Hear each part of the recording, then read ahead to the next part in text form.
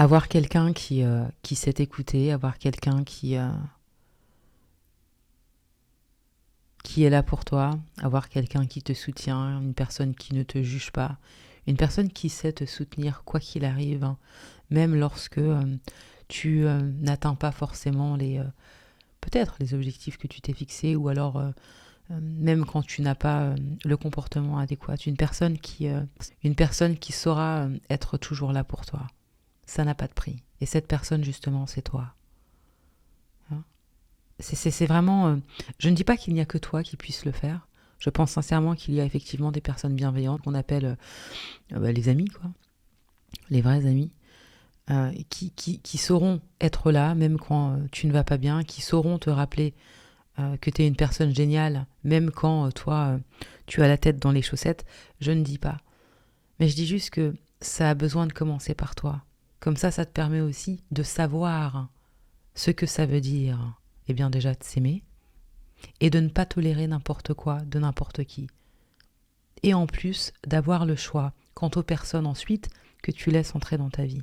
Tu vois ce que je veux dire? Si toi tu as déjà une certaine manière de te comporter, si toi tu as déjà une certaine manière de te traiter, on va dire ça comme ça, c'est mieux, ce sera plus facile pour toi ensuite de choisir qui tu veux laisser entrer dans ta vie et la manière dont tu veux aussi qu'on te traite, et ça va de soi, tu vois. Et en plus, comme c'est une question d'énergie, tu sauras aussi attirer des personnes qui sont bienveillantes, tu vois. Ça veut aussi dire apprendre à faire taire ces voix dans la tête, parce que c'est ces voix qui nous tirent là, vers le bas lorsqu'on se loupe, comme si on n'avait pas le droit à l'erreur, tu vois. Parce que chaque erreur, de toute façon, nous permet de grandir, nous permet de savoir ce qu'on veut, etc.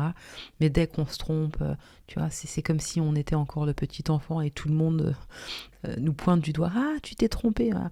On est très critique avec nous-mêmes et ça nous fait pas du bien. Plus on est gentil avec soi-même, ça nous permet aussi d'avancer, d'aller encore plus loin. On se prend par la main. Voilà, les jours ne se ressemblent pas, il y aura des jours avec, il y aura des jours sans.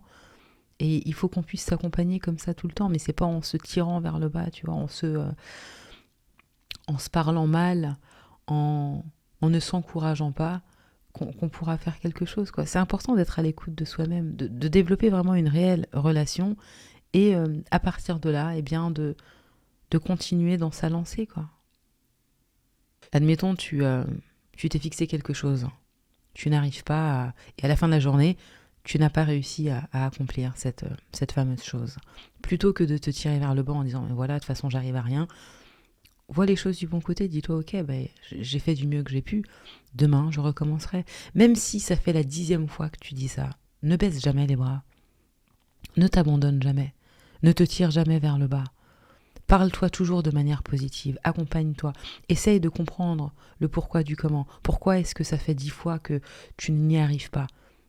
Tu vois, apporte 10 plus de compréhension, de compassion, c'est pas grave. Demain est un autre jour, tu peux toujours faire mieux. Et si tu n'arrives pas à faire mieux, c'est certainement qu'il y a quelque chose qui bloque. Essayez de comprendre ça.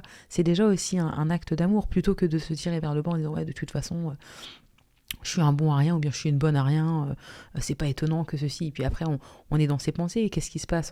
On commence à se comparer, encore plus de panique, encore plus d'anxiété. Non, ça sert à rien, tu vois. Chacun est sur son chemin. Le principal, c'est qu'on puisse se concentrer sur nous-mêmes, mieux se comprendre, y apporter plus d'amour, et c'est justement cet amour qui nous permet d'avancer. Parce que c'est ça le fuel. À moi toute seule, ça m'a mis peut-être 8-9 ans pour vraiment comprendre comment perdre du poids. Et j'apprends encore aujourd'hui, quoi. Ça veut dire que c'est un travail sans fin. Si on ne se tient pas par la main en s'encourageant, en se dénigrant, en se jugeant, en se culpabilisant, on ne peut pas avancer. Au contraire, ça va s'empirer. C'est comme si plus tu te critiques, plus tu te déconnectes, tu vois. Plus je me déconnecte, plus je fais n'importe quoi. Et ensuite, le circuit infernal est lancé. Tu vois ce que je veux dire? Parce que plus tu te culpabilises, plus tu te juges, plus tu es dans une mauvaise énergie. Et en fait, ces mauvaises énergies ensuite s'enchaînent et tu continues mais à l'envers. Tout ce que tu ne veux pas faire, finalement, tu le fais. Parce que tu es complètement déconnecté, tu ne t'adaptes pas, tu ne t'acceptes pas, tu vois, tu ne prends pas les choses une par une en relativisant. tu vois, en se disant, écoute, demain est un meilleur jour. Ok, aujourd'hui j'ai peut-être encore loupé, eh bien demain j'essaierai de faire mieux. Toujours en essayant d'y apporter plus de lumière pour savoir ce qui a bloqué. La patience envers toi-même, c'est le mot d'ordre.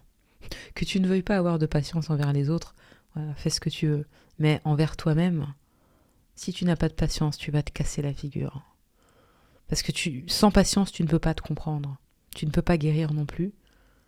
Et tu seras toujours dans la hâte. Tu vas omettre plein de détails qui sont déjà finalement dans ta vie au quotidien. Il suffit juste d'y apporter justement plus d'observation, plus de conscience pour comprendre, ah tiens, si j'ai l'habitude de faire ça, peut-être que c'est lié à ça, ou alors tiens, voilà ce que j'ai vécu, qu'est-ce que je peux apprendre par exemple de cette situation ou autre. Tout ça, ce sont des choses qui permettent d'en apprendre sur soi et de mieux faire ensuite. Petit à petit, dans ce flow, dans cette adaptation, c'est pas une course.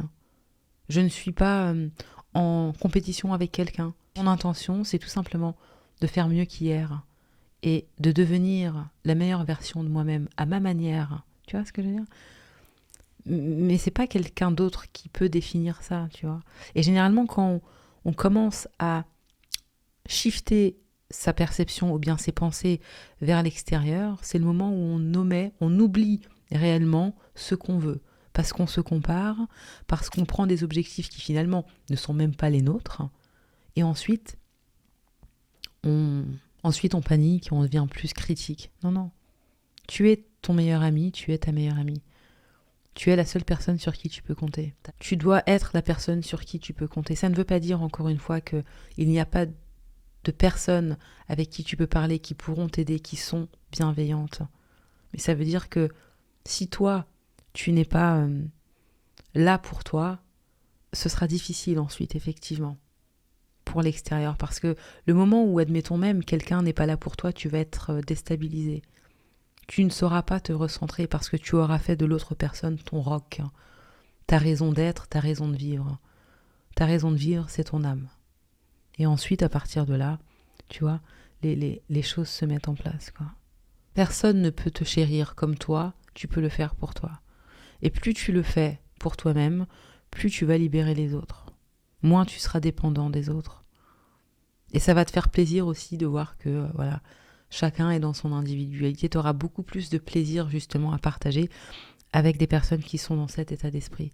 Parce que tu auras bien compris maintenant qu'effectivement, tout le monde est responsable de lui-même et que c'est bien plus beau finalement lorsque chacun est dans son indépendance. Voilà. Là, il y a quelque chose qui se passe dans cet espace. Tu vois ce que je veux dire, c'est ça. Tu t'acceptes et tu te prends par la main. Tu t'imagines que t'es un grand enfant et t'as ton petit enfant qui est avec toi. Et t'as toujours besoin de le regarder comme ça, toujours, parce qu'il a beaucoup besoin d'attention. Et donc tu l'accompagnes. Parfois tu es en colère un petit peu, mais bon, ça dure pas trop.